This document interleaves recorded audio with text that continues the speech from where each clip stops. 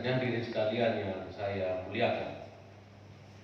Pertama-tama tentu kita bersyukur kepada Tuhan, leluhur dan alam semesta, karena kita masih dipertemukan dalam keadaan sehat, sehingga agenda pembacaan rancangan peraturan daerah soal nota kesepahaman keuangan ini bisa dapat kita laksanakan dan bisa dilanjutkan.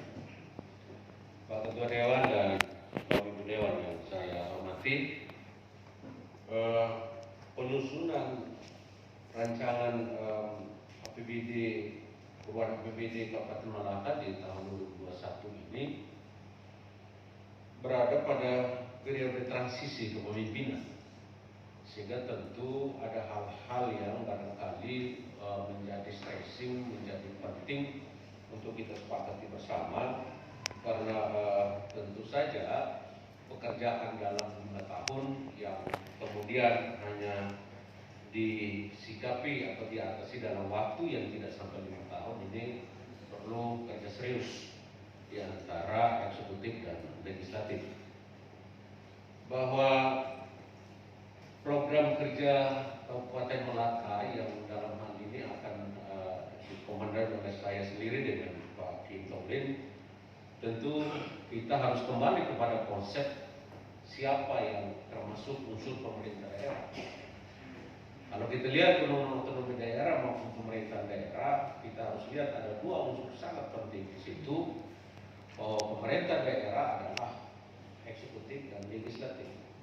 Karena itu kehadiran saya di sini tentu membawa misi dari teman-teman di eksekutif untuk menyamakan persepsi dengan kawan-kawan legislatif, karena kita tahu bahwa konteks yang akan memimpin daerah ini bukan hanya bupati, tapi ada juga di tangan Bapak Ibu Dewan sekalian. Ini satu hal yang harus dipahami sehingga kita tidak salah kaprah di dalam menjalankan tugas dan fungsi pokok kita, agar semua bisa berjalan sesuai yang kita harapkan bersama. Karena pada intinya Bapak Ibu Dewan maupun kami di eksekutif, kita semua punya dasar falsafah yang sama, adalah salus populi supreme lex, atau yang sering kita sebut dengan bonum homini supreme lex.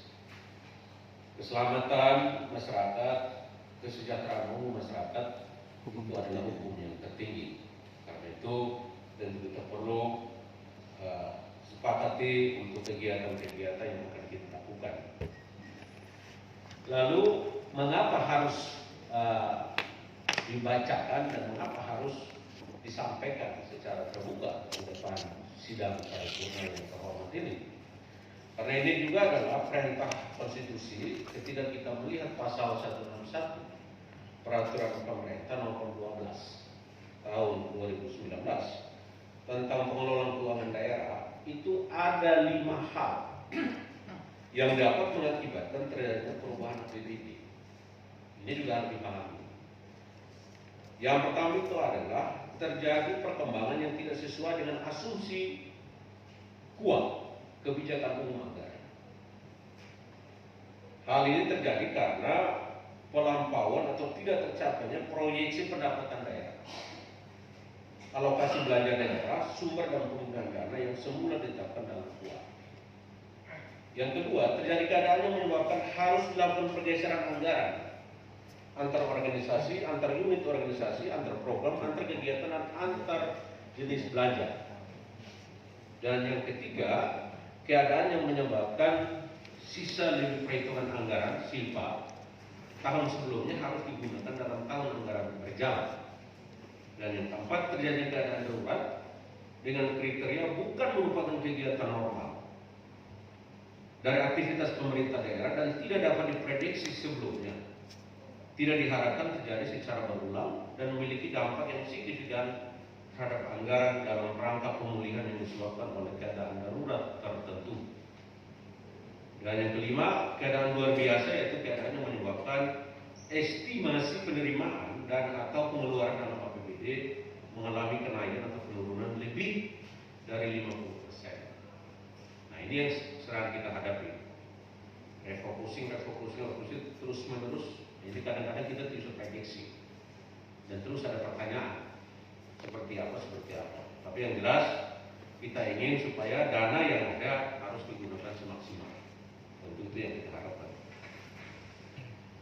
Rapat paripurna Dewan yang saya hormati, hasil audit Badan Pemeriksa Keuangan Republik Indonesia terhadap laporan keuangan pemerintah Kabupaten Malaka tahun 2020 mencatat angka sisa lebih perhitungan anggaran sifat tahun anggaran 2020 sebesar 33 miliar 320 juta 502.055,58 rupiah. Dengan perincian dokumen pelaksanaan anggaran lanjutan DPAL sebesar 9 miliar 930 juta 38.431 rupiah. DPAL terjadi karena terdapat 4 paket pekerjaan pada 4 OPD yang realisasi fisik dan keuangannya tidak mencapai 100% sampai dengan 31 Desember 2020. Sesuai dengan ketentuan peraturan perundang-undangan, maka wajib dianggarkan kembali pada perubahan APBD tahun 2021.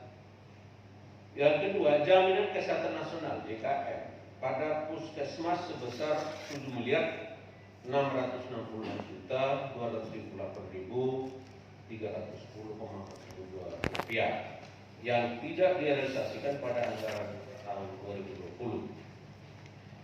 3 dana BOS pada Dinas PKPO sebesar 3 miliar 63 juta 11.361,71 rupiah yang belum direalisasikan. 4 DNUD RSPP sebesar 5 miliar 72 juta 77.465,35 rupiah berupa hutang pihak ketiga yang harus dianggarkan kembali. Dan yang kelima, tunjangan khusus guru pada Dinas PKPO sebesar 172 juta 419.400 rupiah yang belum dibayar. Dan yang keenam, dana bantuan hibah kegiatan rehabilitasi bencana pasca bencana 95 juta 840.030. Dan yang ketujuh, dana desa untuk tahun 2016 sebesar 9.081.408 rupiah. Alokasi dana desa sebesar 2 miliar 184 juta 125.200. Bagi hasil pajak ke desa sebesar 19 juta 724.800. Kemudian bagi hasil retribusi ke desa lagi sebesar 17 juta 190